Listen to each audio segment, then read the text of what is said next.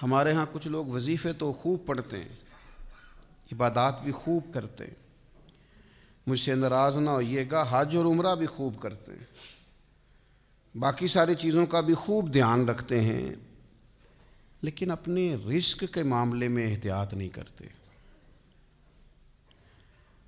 ان کا خیال ہے کہ میں وظیفہ کر کے، چلہ کر کے، عبادت کر کے، اللہ اللہ کر کے شاید میں اللہ رسول کا قرب پالوں گا۔ تو یاد رکھیے گا، اگر آپ نے وظائف خوب پڑھے ہیں، عبادات خوب کی ہیں، لیکن رزق کا خیال ہی نہیں کیا، تو یہ تو رکاوٹ پیدا کر دے گا سارے معاملات کے اندر، آپ تو آگے بڑھ ہی نہیں سکیں گے۔ اللہ کی بارگاہ تک جانے کے لیے، قرب الہی پانے کے لیے، نبی کریم علیہ السلام کے مقدس قدموں تک رسائی حاصل کرنے کے لیے، اپنے رب کو منانے کے لیے، جہاں اور بہت ساری چیزوں کی ضرورت ہے، وہاں رزق حلال کی بھی بڑی ضرورت ہے۔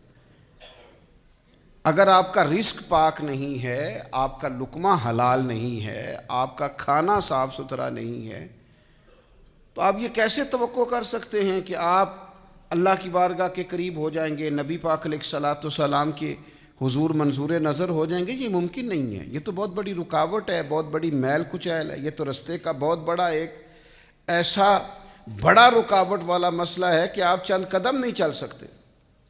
امام طبرانی نے روایت لکھی ہے، حضرت ابن عباس رضی اللہ تعالیٰ عنہ اس کے راوی ہیں، کہتے ہیں حضرت سعد بن ابی وقاص رضی اللہ تعالیٰ عنہ نے نبی پاک علیہ السلام کی خدمت میں عرض کیا، جناب سعد بن ابی وقاص نے عرض گزار ہوئے، یا رسول اللہ صلی اللہ تعالیٰ علیہ وسلم، میری ایک خواہش ہے، اور خواہش دیکھو کتنی عظیم اور کتنی حسین ہے۔ حضرت سعد بن ابی وقاص رضی اللہ تعالیٰ عنہ عرض کرنے لگے، حضور میرا دل کرتا ہے کہ میں مستجاب الدعوات بن جاؤں، یعنی میں جو بھی دعا مانگوں میرا رب قبول فرمایا کرے۔ اس کو سمجھیے گا ذرا، یا رسول اللہ صلی اللہ تعالیٰ علیہ وسلم، دل کرتا ہے کہ جو عرض میں اپنے کریم کے حضور عرض کروں میرا مالک رحمت کر دے اور میری اس گزارش کو اپنی بارگاہ میں قبول کر لے، یعنی میں مستجاب الدعوات بن جاؤں، یہ میری دعا آپ قبول فرما دیں، اور اس کے بعد تو پھر لاٹری نکل آئی نا، یعنی تجھ سے تجھی کو مانگ کے میں نے مانگ لی ساری کائنات۔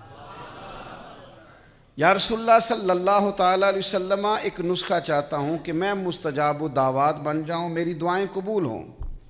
تو جب آپ یہ بن گئے تو پھر آپ جو مانگیں گے پھر تو آپ کے لیے دروازہ کرم کھل گیا۔ تو حضور کچھ بتائیں کہ میں ایسا کیا کروں کہ مستجاب الدعوات بنوں۔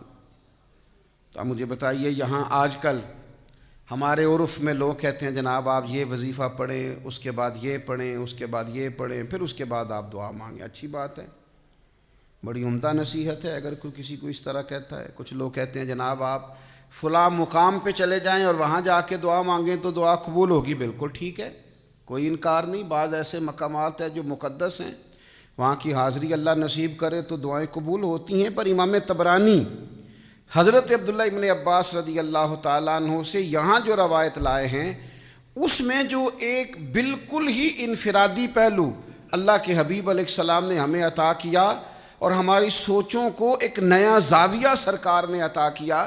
جناب سعد عرض گزار ہیں، حضور میں چاہتا ہوں میری جھولی اپنے رب کریم کے حضور جب بھی پھیلے مجھے گویا بھری ہوئی ملے، رحمت عطا ہو، کرم نصیب ہو۔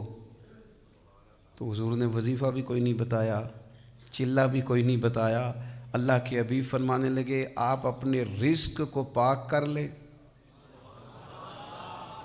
جو دعا مانگیں گے رب قبول فرمائے گا۔ بس آپ کھانے میں پاکیزگی کا خیال کریں، رزق میں آپ طہارت کے قائل ہو جائیں۔ آپ جب بھی کھانا کھائیں تو دیکھ لیں اس میں کوئی آمیزش نہ ہو لقمہ حرام کی، تو آپ جب بھی دعا مانگیں گے اللہ قبول فرما لے گا۔